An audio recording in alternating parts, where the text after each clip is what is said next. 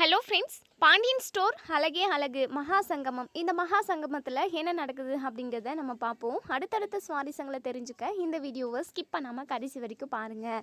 இப்போது நம்ம மீனாவுமே ஆஃபீஸ் போயிருப்பாங்க. ஸோ அவங்களுமே வீட்டுக்கு வந்துடுறாங்க. கோச்சிங் கிளாஸ் போன நம்ம ராஜியுமே வராங்க. ஸோ நம்ம கோமதி, அதுக்கப்புறம் கோமதி கூட அதாவது அவங்க வீட்டு ஆளுங்க எல்லாருமே உட்காந்துருக்காங்க. ஸோ அத்தை அப்படின்னு சொல்லிட்டு நம்ம மீனா வந்துடுறாங்க.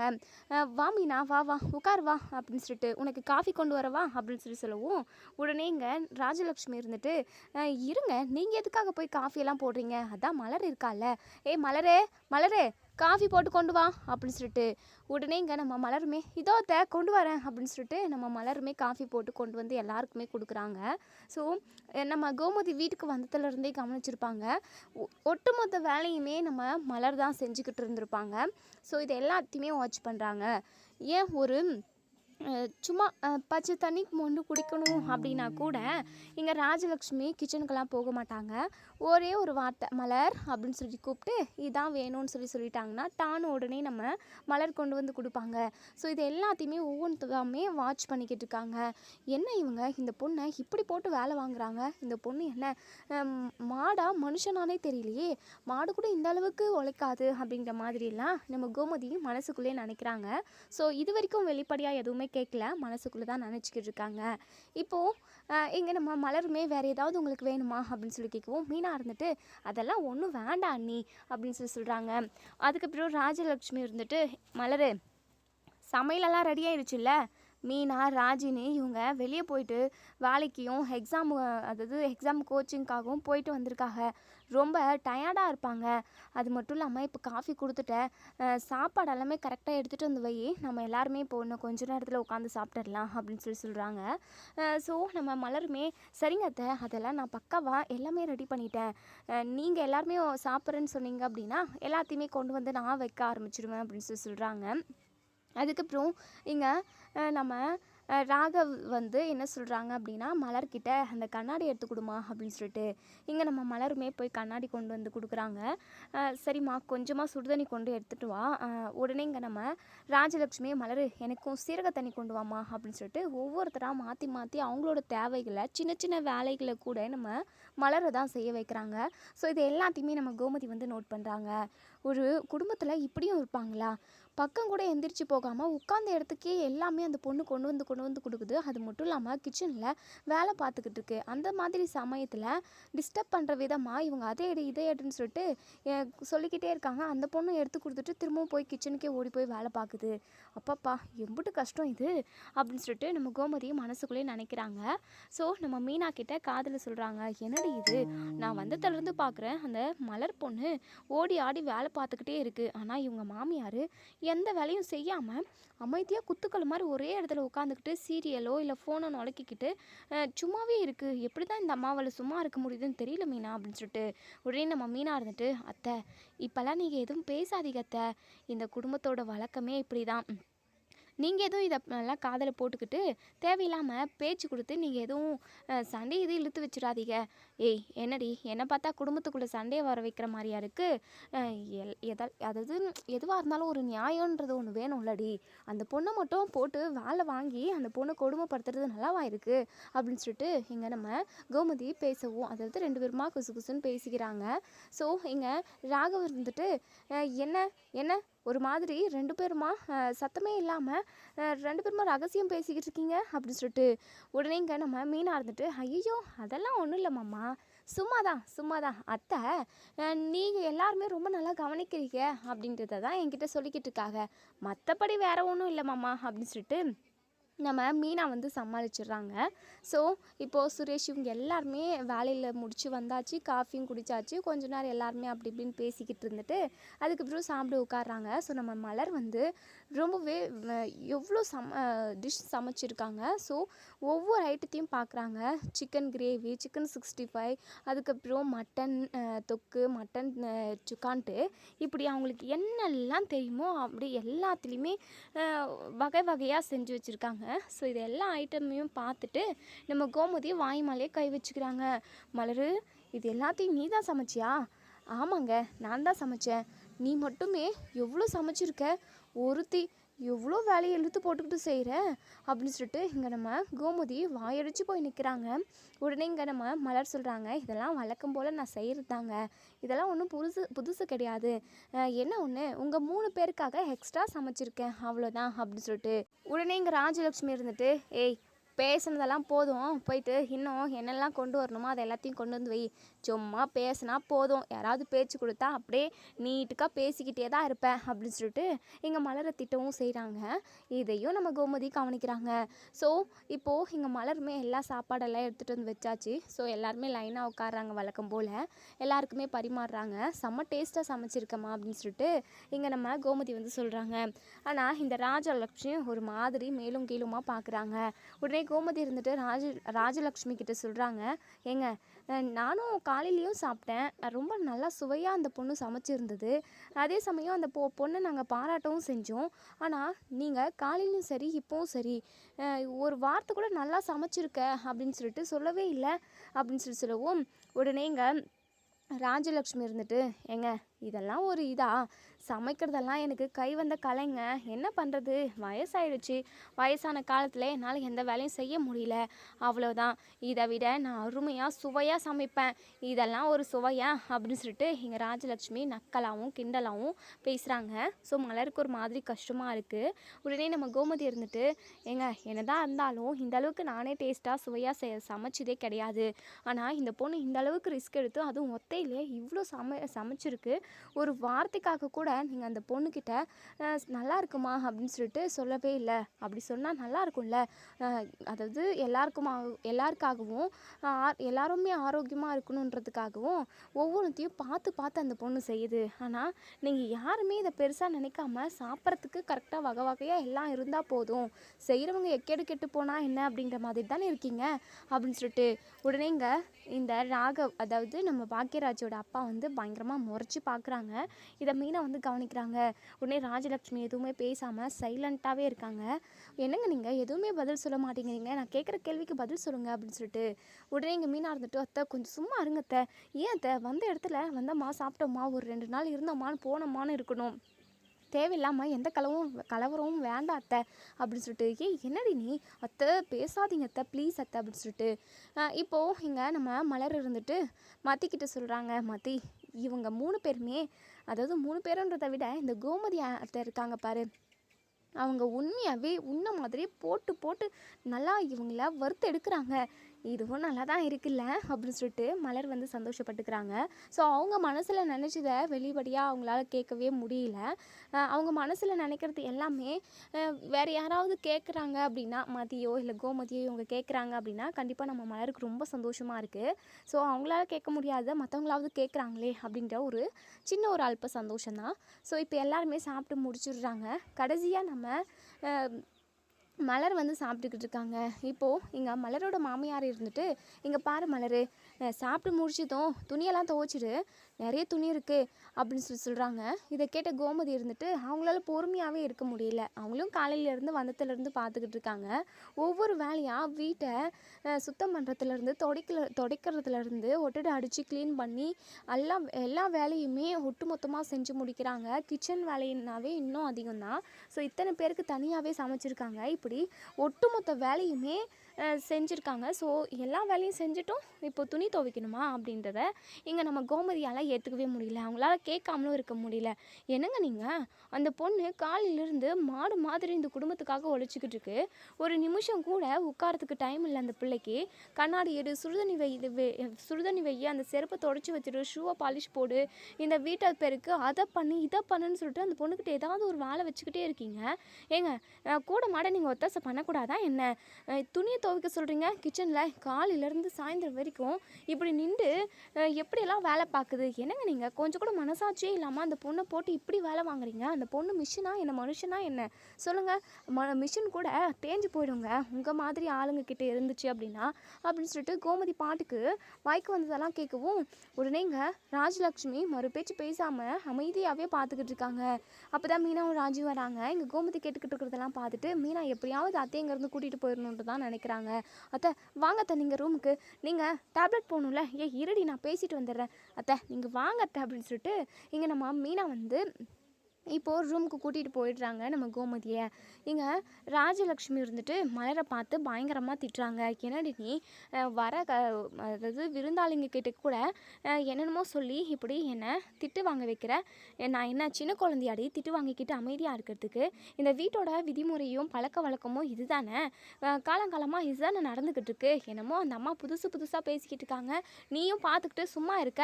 என்னடி நினச்சிக்கிட்டு இருக்கீங்க உங்கள் மனசில் நீங்கள் அப்படின்னு சொல்லிட்டு எங்கள் மலரை பயங்கரமாக திட்ட ஆரம்பிச்சிடுறாங்க.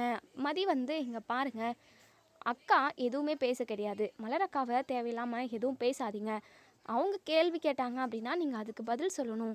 உங்களுக்கு பதில் சொல்கிறதுக்கு எதுவும் பதில் இல்லை அப்படின்னா எதுக்காக தேவையில்லாமல் அக்காவை திட்டுறீங்க அப்படின்னு சொல்லிட்டு இங்கே நம்ம மதி கேட்குறாங்க மலருக்காக. ஸோ இங்கே இப்போ மதியோட மாமியார் இருந்துட்டு மலர்கிட்ட என்னடி என்ன ஒருத்தராக தூண்டி விட்டு எனக்கு எதிராக ஏவி விட்டுக்கிட்டு இருக்கியா அப்படின்னு சொல்லிட்டு, இங்கே பாருங்கள், யாரும் தூண்டி விடவும் கிடையாது, ஏவி விடவும் கிடையாது. அவங்களுக்கு தோணுன்னு தான் அவங்க கேட்குறாங்க. அதுக்கான பதிலை நீங்கள் சொல்லிட்டு இருந்தீங்க அப்படின்னா அதோட முடிஞ்சிச்சு. அது மட்டும் இல்லாமல் இந்த வீட்டில் அப்படி தான் நடந்துக்கிட்டு இருக்கு அப்படின்னு சொல்லிட்டு இங்கே நம்ம மதி சொல்கிறாங்க. ஆளுக்கு மேலாட ஆரம்பிச்சிட்டாங்க. இதுக்கப்புறம் இந்த வீட்டோட விதிமுறை பழக்கம் வழக்கமெல்லாம் என்ன ஆகிறதுக்கு இருக்கோ ஆளுக்கு கண்டபடி பண்ணிக்கிட்டு இருந்தா அவ்வளோதான், இந்த வீடு குடிச்சவராக போக வேண்டியதுதான் அப்படின்னு சொல்லிட்டு இங்கே ராஜலக்ஷ்மி அவங்க பாட்டுக்கு பேசிக்கிட்டே ரூமுக்கு போகிறாங்க. ஸோ இன்னொரு சைடு இங்கே கோமதி இருந்துட்டு, மீனா என்ன மீனா, நான் தான் அந்த அம்மா கிட்ட பேசிக்கிட்டு இருந்தேன்ல, ஐயோ அத்தை நீங்கள் நினைக்கிற மாதிரியெல்லாம் இது நம்ம வீடு மாதிரி கிடையவே கிடையாது. இந்த வீட்டோட பழக்க வழக்கமே வேறு. என்னடி பழக்க வழக்கம் விதிமுறை அது இதுன்னு அத்தவே சொல்லிக்கிட்டு இருக்க? ஆமாம் அத்தை அப்படின்னு சொல்லிட்டு இங்கே நம்ம மீனா சொல்கிறாங்க. இருந்தாலுமே இதை ஏற்றுக்கவே முடியல. இங்கே பாருங்க அத்தை, உங்களை மாதிரி ஒரு மாமியார் எங்களுக்கு கிடைச்சிருக்கிறதுக்கு நாங்கள் ரொம்ப கொடுத்து வச்சுருக்கணும் அத்தை.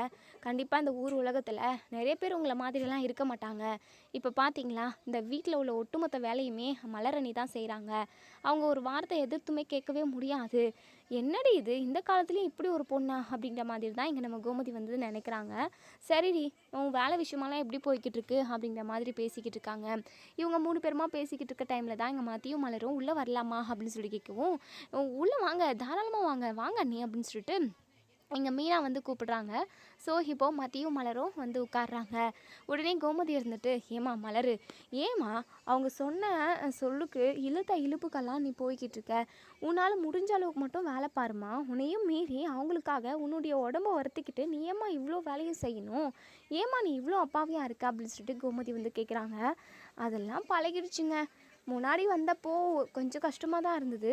5 வருஷமாக இங்கே செஞ்சு இது எனக்கு நார்மல் ஆகிடுச்சுங்க. எனக்கு ஒன்றும் பிரச்சனை இல்லை. தேவையில்லாமல் நீங்கள் எதுவும் பேசி நீங்கள் கஷ்டப்படுற மாதிரி ஏதாவது ஆகிட போகுது. எனக்காக நீங்கள் எதுவும் பேச வேண்டாமுங்க. இருக்கிற மாதிரியே நான் இருந்துட்டு போகிறேன். எனக்குமே இந்த வேலை எல்லாமே பிடிச்சிருக்கு. நான் பிடிச்சி போய் தான் அந்த வேலை எல்லாத்தையுமே நான் செஞ்சுக்கிட்டு இருக்கேன் அப்படின்ற மாதிரி நம்ம மலர் சொல்கிறாங்க. மத்தி இருந்துட்டு, நானுமே இவங்கக்கிட்ட இப்படி தான் ஆண்டி சொல்லுவேன். ஆனால் மலரக்கா கேட்கவே மாட்டாங்க. ஆனால் எனக்கு பழகிடுச்சு, நான் எல்லா வேலையுமே செஞ்சுக்கிறேன் அப்படின்னு சொல்லிட்டு அவங்க என்ன சொன்னாலும் ஏன் அவங்களுக்கு காலை அழுத்தி விட சொன்னால் கூட அழுத்தி விடுவாங்க. அழுத்தி விடுறதுல எனக்கு ஒரு பிரச்சனையே கிடையாது. ஆனால் அவங்க ஒரு அடிமை மாதிரி ட்ரீட் பண்ணுவாங்க பாருங்களேன், அதுதாங்க எனக்கு சுத்தமாக பிடிக்காது அப்படின்னு சொல்லிட்டு நம்ம மத்தியுமே சொல்லுவாங்க. ஸோ இவங்க எல்லாருமே இப்படி அவங்க பாட்டுக்கு அவங்கவுங்க மனசில் என்னெல்லாம் இருக்கோ அது எல்லாமே பேசிக்கிறாங்க. ஸோ மத்தி இருந்துட்டு, ஆண்டி நீங்களும் ஒரு மாமியார் தானே, 3 மருமகங்களை இருக்காங்க, இவங்களை நீங்கள் இப்படி தான் வேலை வாங்குவீங்களா அப்படின்னு சொல்லிட்டு உடனே இங்கே கோமதி சொல்ல வராங்க. அதுக்கு முன்னாடி மீனா இருந்துட்டு, ஐயோயோ இந்த வீட்டில் இருக்கிற மாமியார் என் அத்தை தான், அதாவது ரொம்ப ரொம்ப கொடுமைக்காரிங்க. ஆனால் என் அத்தை ரொம்ப ரொம்ப நல்லவங்க. எனக்கு கிடைச்ச மாமியார் மாதிரி இந்த ஊர் உலகத்தில் யாருக்குமே கிடைச்சிருக்க மாட்டாங்க. என் அத்தை தான் இப்போல்லாம் எங்கள் வீட்டிலலாம் சமைப்பாங்க அப்படின்ற மாதிரி. இதை கேட்ட மத்தியும் மலரும் பயங்கரமாக ஷாக் ஆகுறாங்க. ஏன்னா நீங்கள் தான் சமைப்பீங்களா? உடனே மத்தி இருந்துட்டு, எங்கள் வீட்லேயும் என் அம்மா தான் சமைப்பாங்க. ஆனால் இங்கே தான் ரொம்பவே டிஃப்ரெண்ட்டாக இருக்குது. இங்கே இருக்கிற விதிமுறைகள் பழக்க வழக்கம்னு இது எதுவுமே எனக்கு சுத்தமாக பிடிக்கல அப்படின்னு சொல்லிட்டு மதி சொல்கிறாங்க. ஸோ மலர் எதுவுமே பேசாமல் அமைதியாக இருக்காங்க. நம்ம கோமதி இருந்துட்டு, இங்கே பாருமா மலரு, உன்னை பார்க்கவே எனக்கு பாவமாக இருக்குமா. இவ்வளோ வேலையும் நீ ஏமா ஒருத்தியாக போட்டு மல்லு கட்டிக்கிட்டு செஞ்சுக்கிட்டு இருக்க. ஏதோ இந்த பொண்ணு கூட மாட இருக்கிறதுனால ஏதோ கொஞ்சம் நஞ்சம் உனக்கு வேலை குறைவாகும். ஆனால் உன் மாமியார் தின்னுபுட்டு எந்த வேலையும் செய்யாமல் வீட்டில் குத்துக்கல்ல மாதிரி சும்மா தான் இருக்காங்க. எப்படி தான் அவங்களுக்கு அப்படி இருக்க தோணுதோ தெரியல. என் மருமகளுங்களெல்லாம் நான் இப்படி வேலையே வாங்குறது கிடையாது. என் பெத்த பிள்ளைய விட நான் ரொம்பவே நல்லாதாம்மா பார்த்துக்கிறேன். இந்த மாதிரி அவங்கள நான் ஒரு நாள் கூட கஷ்டப்பட விட்டது கிடையாது. என் கூட சேர்ந்து இவங்க எல்லாருமே எனக்கு உதவி செய்வாங்க. வேலையை பிரிச்சுக்குவோம். இப்படி நாங்கள் பிரித்து தான் வேலையவே செய்வோம் அப்படிங்கிற மாதிரி கோமதி வந்து சொல்கிறாங்க. ஸோ நம்ம மலருக்கு ரொம்ப இன்ட்ரெஸ்டிங்காக இருக்குது. இங்கே பாருங்கள், உங்களை மாதிரி எனக்கும் அத்தை இருக்கணும்னு ஆசை தான். ஆனால் இந்த அத்தையே எனக்கு பழகிட்டாங்க. இருந்தாலும் இப்படி நீங்கள் சொல்கிறப்போ எனக்கு இதெல்லாம் புதுசாக இருக்குங்க. இப்படியும் ஒரு மாமியார் இருப்பாங்களான்ற மாதிரி தான் யோசிக்க தோணுது அப்படின்னு சொல்லிட்டு பேசிக்கிட்டு இருக்காங்க. இப்போது இவங்க எல்லாருமே ஒருத்தர் மாற்றி ஒருத்தர் பேசிக்கிட்டு இருக்க டைமில் இங்கே ராகவ், அதாவது நம்ம மலரோட மாமனார், மலரே மலரே அப்படின்னு சொல்லிட்டு கூப்பிட்டுக்கிட்டு இருக்காங்க. உடனே மாற்றி சொல்கிறாங்க, பார்த்தீங்களா ஆண்டி, இவங்கள ஒரே ஒரு 10 நிமிஷம் கூட, ஏன் 5 நிமிஷம் கூட தனியாக விடவே மாட்டாங்க. கொஞ்ச நேரம் கூட ரூமில் ரெஸ்ட் எடுக்க கூட விட மாட்டாங்க. ஏதாவது ஒன்று நொயின்னு மலரு மலரு மலருன்னு சொல்லிட்டு தேஞ்சு போன ரெக்கார்டு மாதிரி அக்காவோட பேரை கூப்பிடல அப்படின்னா இவங்களுக்கு தூக்கமே வராது. இப்போ ஏதாவது ஒரு வேலை அவங்களுக்கு செஞ்சு கொடுக்கணும். ஸோ அதனால தான் இப்போது மலர் அக்காவை கூப்பிட்டுக்கிட்டே இருக்காங்க அப்படின்னு சொல்லிட்டு மாற்றி சொல்லிக்கிட்டு இருக்காங்க. உடனே கோமதி இருந்துட்டு சரியான இன்சை போல இவங்க அப்படின்ற மாதிரி தான் சொல்லிக்கிட்டு இருக்காங்க. ஸோ மலரன்னு கூப்பிட்டுக்கிட்டே இருக்காங்க. கூப்பிட்டுமே வரல அப்படின்றதுனால, ஆனால் இவங்க பேசிக்கிட்டு இருக்காங்க. ஸோ போகலான்னு சொல்லிட்டு தான் நம்ம மலர் நினைக்கிறாங்க. இவங்க பேசிக்கிட்டு இருக்கிறதுனால அங்கேயே நின்றுடுறாங்க. உடனே இங்கே மலரோட மாமனாருக்கு பயங்கரமாக கோவம் வந்துடுது. உடனே இங்கே ரூம்குள்ளே வந்து மலர்கிட்ட ரொம்பவே ஹார்ஷாக நடந்துக்கிறாரு. என்னம்மா நீ, என்ன எத்தனை டைம் கூப்பிடுறது? முன்னாடியெல்லாம் ஒரு டைம் மலருன்னு கூப்பிட்டாவே எங்கே இருந்தாலும் உருண்டு ஓடி வந்துடுவ. இப்போ என்னடானா 10-15 கூப்பிட்டுக்கிட்டு இருக்க. இங்கே என்ன கதை பேசிக்கிட்டு இருக்க? இவங்க தான் ஏதோ புதுசாக வந்திருக்காங்க, அப்படி சும்மா பேசிக்கிட்டு இருப்பாங்க. நீ என்ன, உனக்கு என்ன பிரச்சனை? நீ வீட்டில் உள்ள வேலை எல்லாமே முடிக்கலையா ஒன்றும் அப்படின்னு சொல்லிட்டு, இல்லை மாமா, எல்லா வேலையும் முடிச்சிட்டேன் அப்படின்னு சொல்லிட்டு பயந்துக்கிட்டே இங்கே மலர் வந்து பேசுகிறாங்க.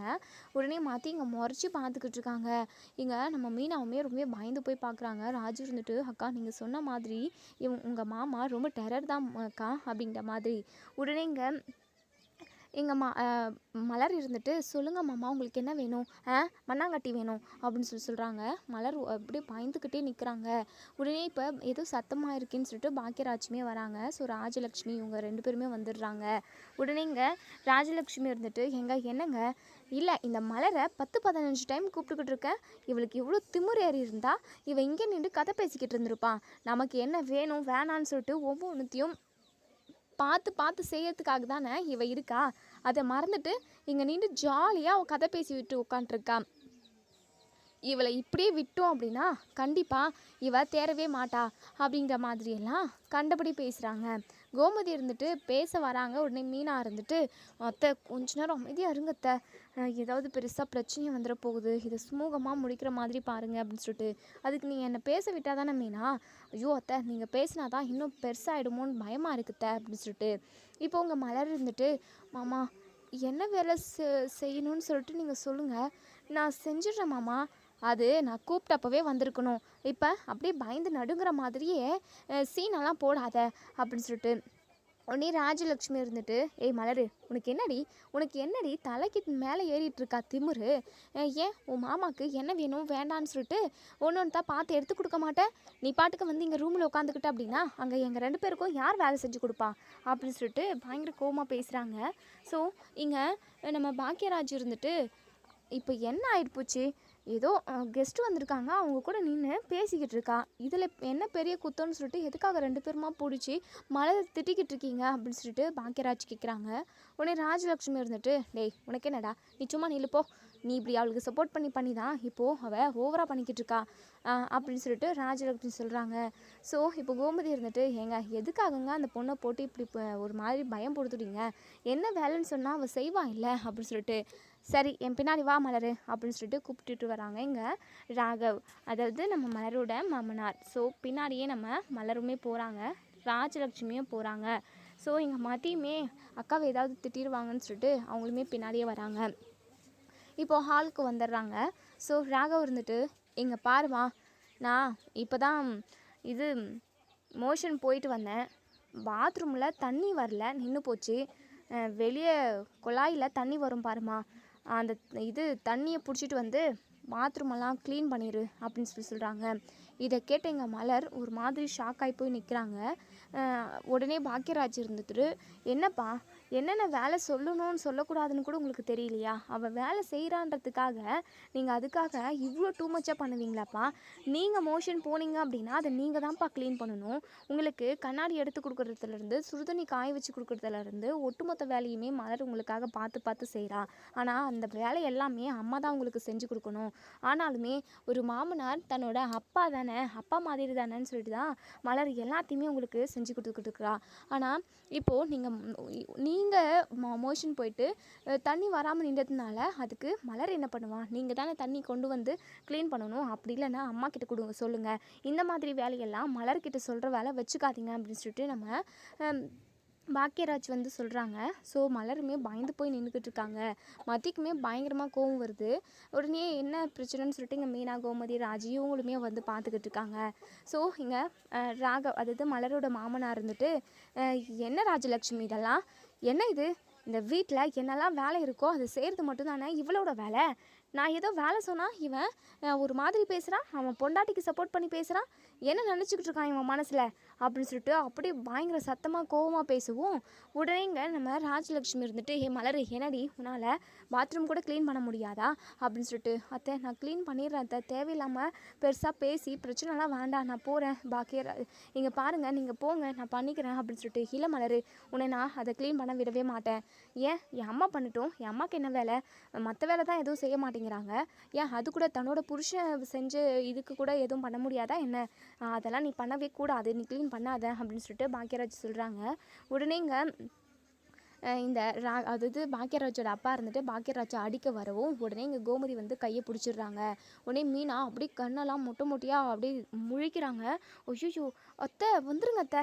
மீனா இரு மீனா, என்னதான் நடக்குது இந்த வீட்டில்? இந்த மாதிரி ஒரு வீட்டை நான் எங்கேயுமே பார்த்ததில்ல.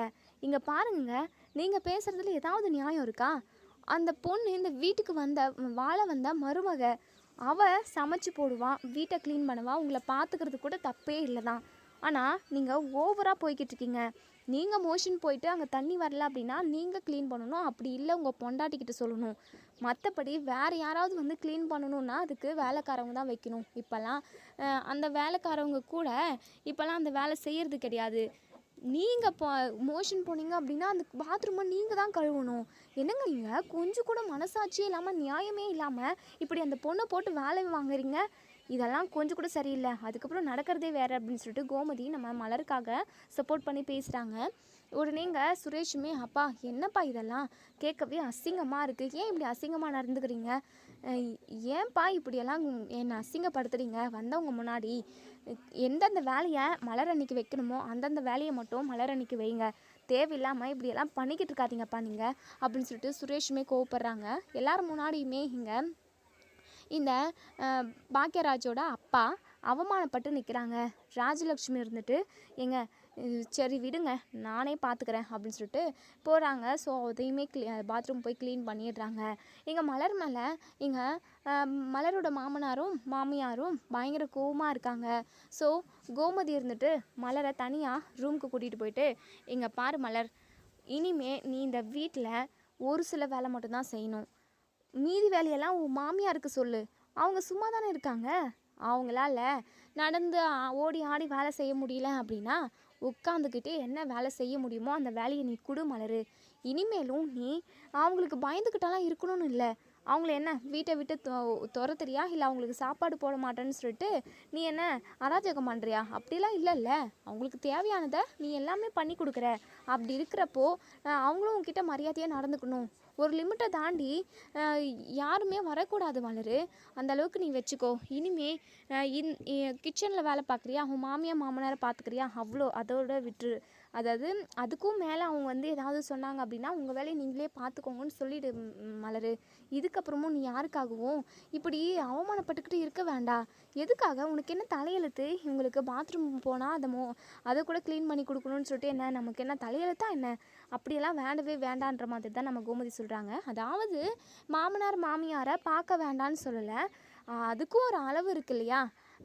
இப்போது பாக்கியராஜோட அப்பா வந்து நடந்துக்கிட்டது எல்லாமே ரொம்ப தப்பு தான். அவங்க ஓவராக தான் போய்கிட்டு இருக்காங்க. ஏற்கனவே மலருக்கு வீட்டில் தலைக்கு மேலே வேலை இருக்குது, கொஞ்ச நேரம் உட்காரத்துக்கு கூட ரெஸ்ட்டு கிடையாது.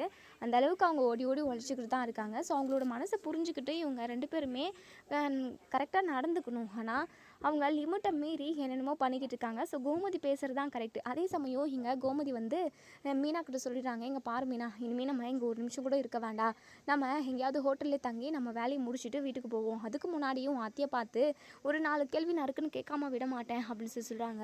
ஐயோ அத்தை, எதுவும் வேண்டாம் அத்தை, நீ அமைதியார் மீனா அப்படின்னு சொல்லிட்டு இப்போது மலரோட மாமியார்கிட்ட வந்து, இங்கே பாருங்கள், ஒரு வீட்டு மருமகளை எப்படி நடத்துகிறோமோ அப்படி நடத்துங்க.